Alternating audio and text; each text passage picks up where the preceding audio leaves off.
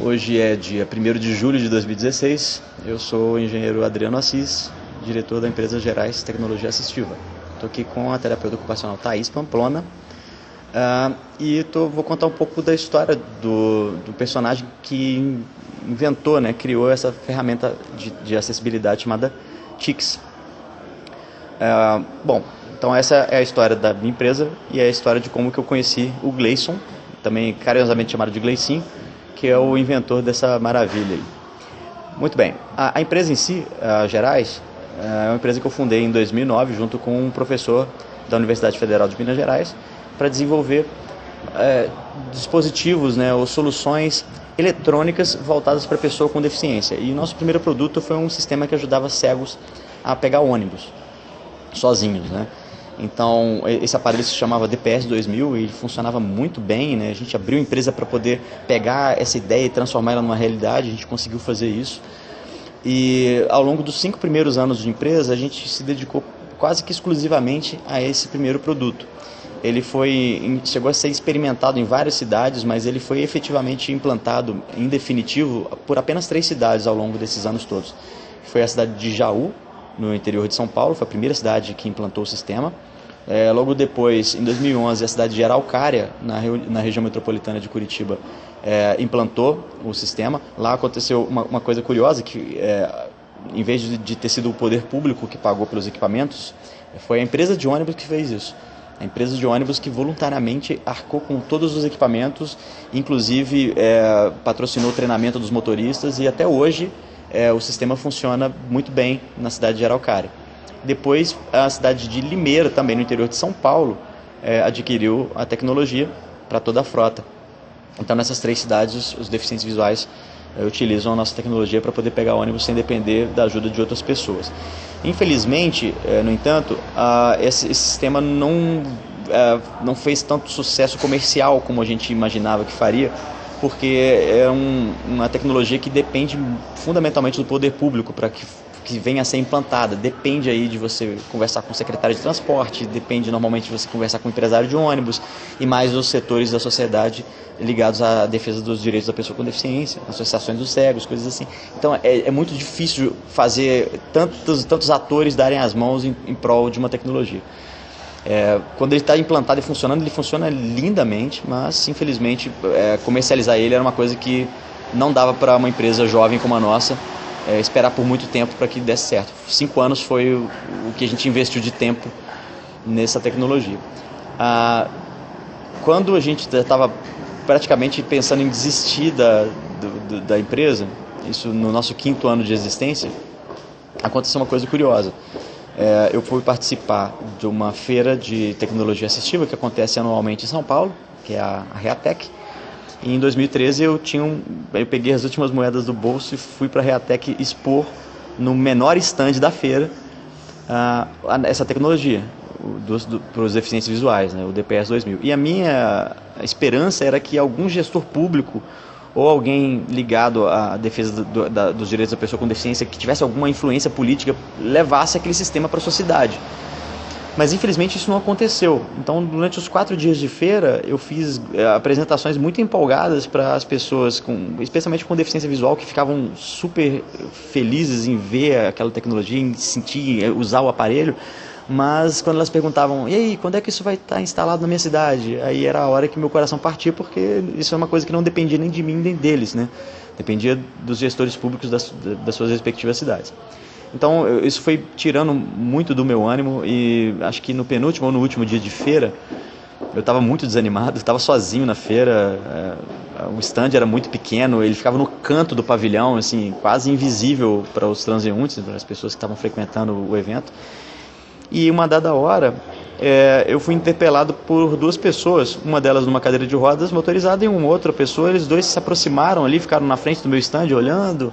Aí olharam o banner da empresa e do produto, e no banner tinha a marca da empresa, Gerais, E eles ficaram curiosos e aí o rapaz que estava na cadeira de rodas se aproximou para perguntar alguma coisa que eu não entendi o que ele quis dizer, porque ele tinha uma fala muito comprometida e eu perguntei, por favor, você repete, eu não entendi. E ele tentou explicar de novo, e até que o amigo dele, que estava do lado, traduziu para mim, que ele queria saber se a empresa, o nome da empresa tinha alguma coisa a ver com Minas Gerais. E eu falei que sim, que a minha empresa era de Belo Horizonte, né? Eu estava ali em São Paulo aquele dia para expor. E aí ele falou, eu também sou de Minas, eu sou da cidade de Itaúna, etc. Eu falei, eu conheço Itaúna, fica perto de BH, e começamos a conversar. Ele se apresentou e disse que era da cidade de Itaúna e que estava na feira para buscar, dentre outras coisas, saber o que existia de novidades na área da pessoa com deficiência, para eventualmente trazer para a cidade, mas principalmente para buscar apoio de empresários da área de tecnologia assistiva, para ajudá-lo a melhorar um protótipo que ele tinha criado de um dispositivo que ele tentou me explicar como funcionava, que se prestava a permitir que a pessoa usasse o computador, né? Era um teclado alternativo para pessoas que tivessem comprometimentos motores como ele. Ele tentou me explicar, mas eu não entendi muito bem na hora, pela descrição dele, mas o que ele conseguiu me explicar foi que a dificuldade maior era construir aquele equipamento, aquela coisa que ele tinha criado, em linha de série, porque ele tinha criado apenas um protótipo, e outros empresários tinham falado com ele ali mesmo na Reatec que se fosse colocar aquele produto numa linha de produção ia se tornar um produto muito caro, tão caro que seria inviável, tanto para produzir, porque exigiria, segundo eles, um investimento muito alto, quanto para comercializar depois, porque o produto teria um preço muito alto. E ele estava, na verdade, quando passou na frente do meu stand, ele já estava indo embora, ele ia voltar para Minas, e ele estava muito triste e decepcionado com o que tinha encontrado ali na feira. E eu expliquei para ele que, na verdade, não era tão difícil assim, né? Melhorar aquele protótipo do jeito que ele tinha falado não era tão impossível. Eu falei com ele que em BH havia empresas que faziam gabinetes plásticos em resina em quantidades baixas e com preço competitivo. Então daria pelo menos para ele melhorar o protótipo ou fazer algumas unidades para ajudar outras pessoas. E ele ficou muito animado e eu falei, olha, vamos se encontrar em BH assim que você puder e eu te levo nessas empresas. Então a minha ideia inicial foi ajudá-lo a melhorar o tal do protótipo daquela tal coisa que ele estava me explicando que era. Ponto. Passadas algumas semanas a gente se encontrou em Belo Horizonte e a gente se encontrou até na UFMG mesmo, que é para o meu sócio poder participar também, e ele trouxe o protótipo que ele tinha criado. Se tratava de uma espécie de caixa de nylon, se não me engano, ou de vinil, alguma coisa assim, com 11 botões industriais, aqueles botões que parecem um cogumelo, e quando ele tinha um fio que, quando você ligava esse caixote no computador, o Gleicinho instalou no computador um programa que ele mesmo escreveu, e aí esse caixote funcionava como um teclado. Só que era um teclado de apenas 11 teclas, não era um teclado de dezenas de teclas. E essas teclas eram botões grandes, industriais, bem separados, bem grandes e bem espaçados um do outro. E aí ele mostrou o que era a invenção. Quando você apertava 2 botões separadamente, cada 2 botões que você teclava correspondia a uma letra do teclado convencional, ou a um comando, né, como Enter, ESC, ou Shift, Caps Lock, essas coisas. Então a gente achou aquilo fantástico. E especialmente pelo fato de ter sido construído por ele mesmo, o Gleicinho, ele tem paralisia cerebral, né? Eu acho que eu não mencionei isso. O Gleicinho tem paralisia cerebral, ele tem o equilíbrio do corpo muito comprometido, assim como a fala, e a coordenação motora fina também muito prejudicada. E ainda assim, ele progrediu muito, assim, intelectualmente, principalmente, né? Ele estudou no APAE quando ele era criança. Depois ele foi para a escola regular e depois ele quis fazer o curso superior de ciência da computação. E ele entrou de teimoso mesmo, como a mãe dele mesmo diz, né? Ele entrou de teimoso na faculdade e fazia todos os trabalhos usando um capacete com ponteira. Então ele usava a cabeça para poder digitar no computador. E ele fez um curso superior, uma graduação que exige intensivamente o uso do computador. E ele fazia isso com a ponteira. Ele ganhou o apelido de unicórnio na faculdade. Ele mesmo faz graça com esse fato. E apesar dele ter um bom desempenho com a cabeça usando a ponteira, ele tinha dores muito fortes nas costas e aquilo prejudicava muito a postura dele. Então, por essa razão é que, quando ele estava se formando, ele imaginou criar, né, para apresentar como monografia, dissertação de final de curso, um projeto de alguma tecnologia ou de alguma coisa que pudesse ajudar pessoas que tivessem o mesmo comprometimento motor que ele. Então ele criou, ele pensou nessa solução de um teclado com poucas teclas grandes e bem espaçadas, e que quando fossem tocadas em sequências duplas, essas teclas correspondessem às funções integrais de um teclado convencional. Então quando ele mostrou pra gente esse protótipo aí em 2013, a gente ficou muito encantado com a ideia. A ideia realmente é simples, mas genial. E realmente a dificuldade maior seria pegar aquilo ali e transformar num produto, mas a gente não estava pensando nisso naquele momento. A gente estava preocupado em ajudá-lo a melhorar aquele protótipo, e tinha muita coisa para melhorar. A primeira coisa que a gente falou com ele foi: Gleicinho, sabia que dá para fazer esse teclado funcionar sem instalar nenhum programa? Aí ele falou: sério? A gente falou: sim, basta a gente fazer uma eletrônica específica para isso, e a gente consegue fazer isso muito fácil. E aí, na hora que você plugar no computador, já vai funcionar direto, não precisa instalar o programa que você fez. Aí ele: nossa, que legal. Aí o meu sócio, o professor Júlio César de Mello, lá da UFMG, ele empolgou o Gleicinho ainda mais, dizendo para ele assim: Gleicinho, em uma semana eu faço isso para você. Pegou lá uma placa eletrônica, programou ela e implementou as funções do teclado do Gleicinho. Assim, em uma semana já estava funcionando sem precisar do programa que o Gleicinho tinha desenvolvido. Então a gente já deu um upgrade no protótipo dele, só pelo fato de ligar no computador e já funcionar imediatamente. Logo depois disso, a gente levou ele numa empresa em BH que fazia gabinetes de resina, para ele tentar ajudá-lo a ver como que ele poderia fazer um gabinete melhor do que aquele de nylon, né? O vinil, não lembro o que ele tinha construído o protótipo. Ele ficou super empolgado porque o preço era até acessível, né? E aí ele construiu uma segunda versão do protótipo, né? Já ficou um pouquinho mais bonitinha e tal, mas ainda usava aqueles botões industriais. E aí ele começou a vir com uma certa frequência a Belo Horizonte para dar andamento a essas coisas, e a gente estava dando suporte para ele. Até que um dia caiu a nossa ficha, a minha e do professor Júlio, meu sócio, de que a gente tinha exatamente o que o Gleicinho precisava, que era um conhecimento bastante especializado na área da engenharia eletrônica, responsável por fazer interfaces para computador. Então essa era a nossa especialidade. Uma outra coisa que a gente tinha é que a gente tinha uma empresa que foi criada justamente com a missão de criar tecnologia assistiva, ou seja, a gente criou uma empresa para criar inovações voltadas para a pessoa com deficiência. E a gente tinha uma outra coisa que seria que foi muito importante, que a gente tinha uma grande necessidade, uma grande demanda por um novo produto, visto que o produto que a gente trabalhava desde a fundação da empresa, ele não estava se vingando comercialmente. A gente precisava criar alguma nova coisa eletrônica inovadora voltada para a pessoa com deficiência, e a gente simplesmente não conseguia ter ideias boas, porque quando a gente está num momento de crise, realmente a gente fica com a mente bloqueada, a parte da criatividade fica bloqueada. E o Gleicinho estava chegando para a gente com aquilo que faltava, ou seja, uma ideia genial de um produto inovador voltado para a pessoa com deficiência e baseado em eletrônica e baseado em interfaces para computadores, ou seja, tudo que a gente sabia fazer de melhor. Então realmente foi um casamento perfeito, e ao mesmo tempo a gente poderia fornecer para ele um ferramental, né, uma força de trabalho para desenvolver e realizar o que para o Gleicinho era o sonho, né, de pegar aquela ideia e levar ela para o mercado, para ajudar mais gente. Então a gente combinou de fazer uma transferência de tecnologia, ou seja, ele cederia para a gente os direitos de desenvolver, de usar aquela ideia, né, de transformar aquilo num produto e explorar aquilo comercialmente.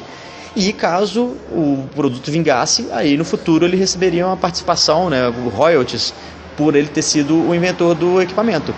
E ele, muito gentilmente, ele inclusive falou assim: olha, eu sei que a empresa de vocês é muito pequena e a condição financeira de vocês não permite investir no produto agora, então eu vou abrir mão da minha parte, né, vou abrir mão dos royalties até que a empresa esteja estruturada. Então, assim, eu estou acreditando em vocês, se der certo deu, se não der não deu, mas assim, se por acaso virar um produto, enquanto o produto não se pagar, ou enquanto o produto não puder arcar com o investimento de tempo de profissional de vocês, eu quero não receber minha parte. Então isso também fez com que a gente pudesse trabalhar de uma maneira um pouco menos onerosa. Só que faltava uma coisa para transformar o produto em realidade. A ideia estava lá, a competência técnica para desenvolver estava lá, o conhecimento estava lá, a empresa estava lá, não tinha dinheiro. porque a empresa, lembre-se, né, isso era 2013, a gente estava fechando a empresa, a gente estava realmente há 6 meses de fechar a empresa. Depois da Reatec, onde eu conheci o Gleicinho, que aconteceu no mês de abril de 2013, eu coloquei uma data para fechar a empresa, dia 31 de dezembro de 2013. Se nada de extraordinário acontecesse, a gente ia fechar a empresa, porque a gente ia estar completando 5 anos, né, de penúria, né, 5 anos de trabalho extensivo e sem retorno, né? Então a empresa não conseguia se bancar. Então a gente falou, vamos colocar uma data para ver se vai ou racha. E realmente precisava de alguma coisa muito extraordinária para a gente continuar mantendo a empresa, né? A ideia do Gleicinho era ótima, mas a gente não tinha como investir para poder transformar aquilo num produto, então o máximo que a gente podia fazer era ajudá-lo a melhorar o protótipo dele, mas não muito mais do que isso.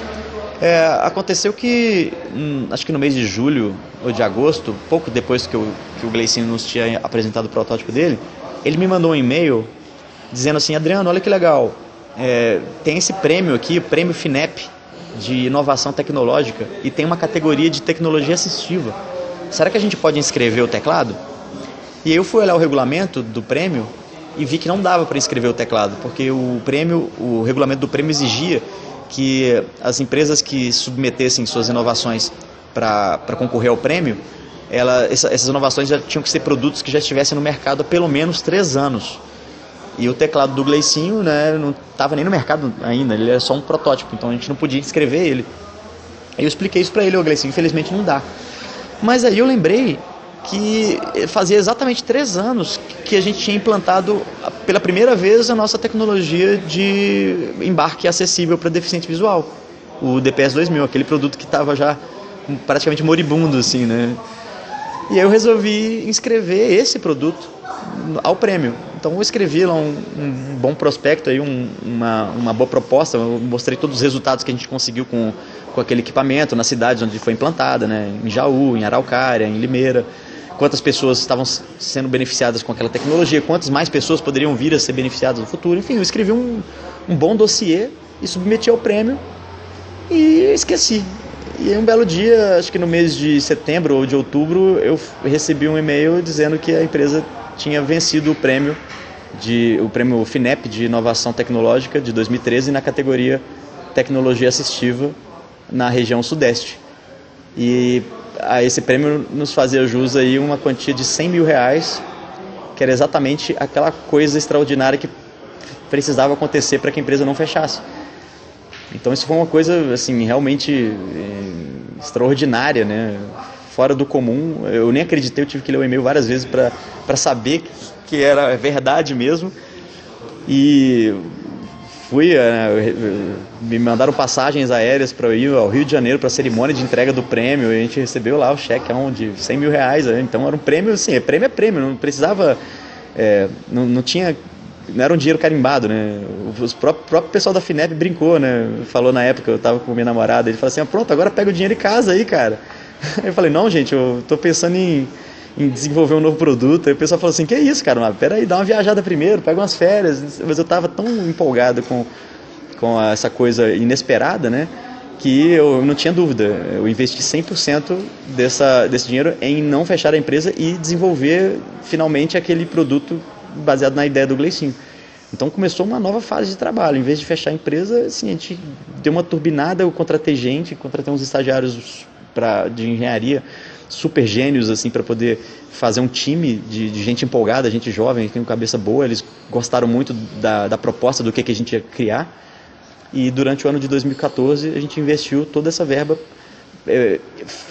fazendo em vários ciclos, né, melhorias daquele protótipo até se transformar no TICS. Então a gente precisou errar muito, a gente precisou fazer muita coisa, a gente foi testando e errando e fazendo de novo, e errava e melhorava e testava de novo, até que a gente chegasse numa versão possível, né, de ser comercializada, né, com todos os requisitos mínimos que um produto assistivo de qualidade se espera.